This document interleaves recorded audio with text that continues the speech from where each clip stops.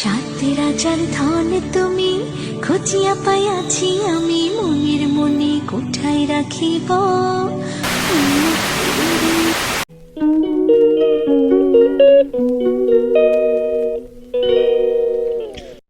আজ হচ্ছে আমার মেয়ের মামা ভাত।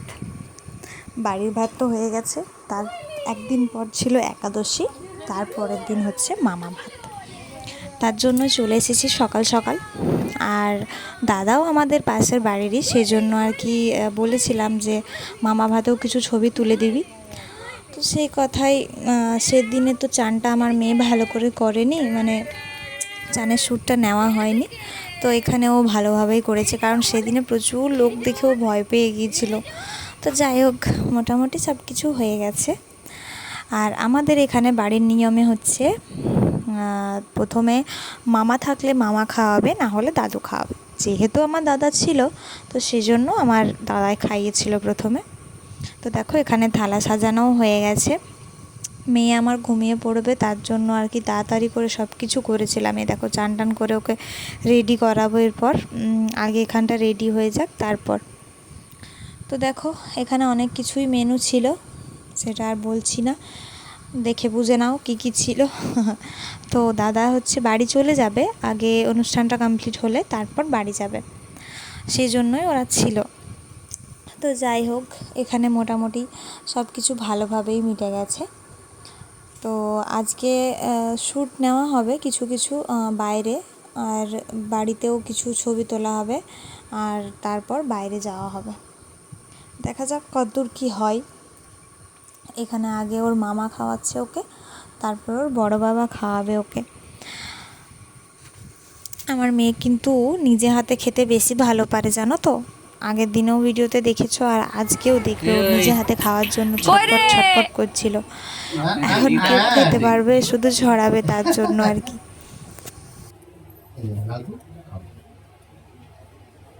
কই রে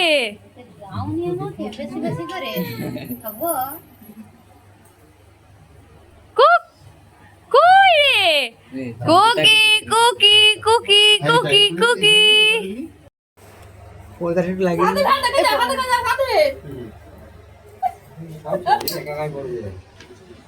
বাহ পাই কি রে বইটি করার জন্য নি করি দেখো সোজা হয়ে যাবে। হ্যাঁ ঠিক আছে, হাতটা লাও দিদা, হাতটা লাও এদিকে।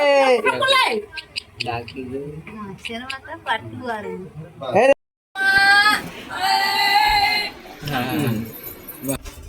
মোদি এদিকে এদিকে হ্যাঁ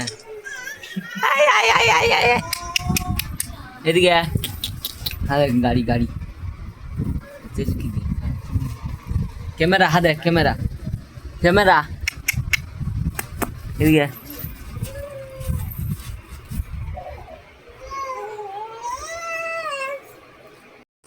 তো আমাদের বাড়ির ভেতরে যা ছবি টবি তোলার ছিল তোলা হয়ে গেছে। এখন দেখো, উৎসব ওরা বেরিয়েও পড়েছে বাড়ি যাওয়ার জন্য। তো আগে ওরা যাবে, তারপর আমরাও বেরিয়ে যাব আর কি বাইরে শ্যুটের জন্য। তো দেখো, এখানে ওরা রেডি হয়ে একদম বেরিয়ে পড়েছে, আমরাও বেরিয়ে পড়েছি। তো ভাবলাম ওরা আগে যাক, তারপর আমরা যাব। আর এত এখন বন্ধুরা ছাতুগুলোতে চলে গেছে ছবি তুলতে এসে, আর এখানে নিজের নিজের সব ছবি তুলতে এসে পড়লাম মহা বিপদে। মেয়ে আমার গেছে ঘুমিয়ে, বাতাসে ঘুমিয়ে গেছে, বললাম না ঘুম ঘুম পাচ্ছিল ওর।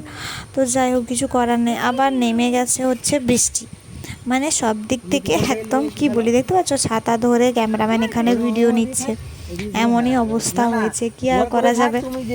তো ও আমাদেরকে যেমন যেমন বলেছিল আমরা সেরকম সেরকম ভিডিও করেছি, মানে দিয়েছি আর কি।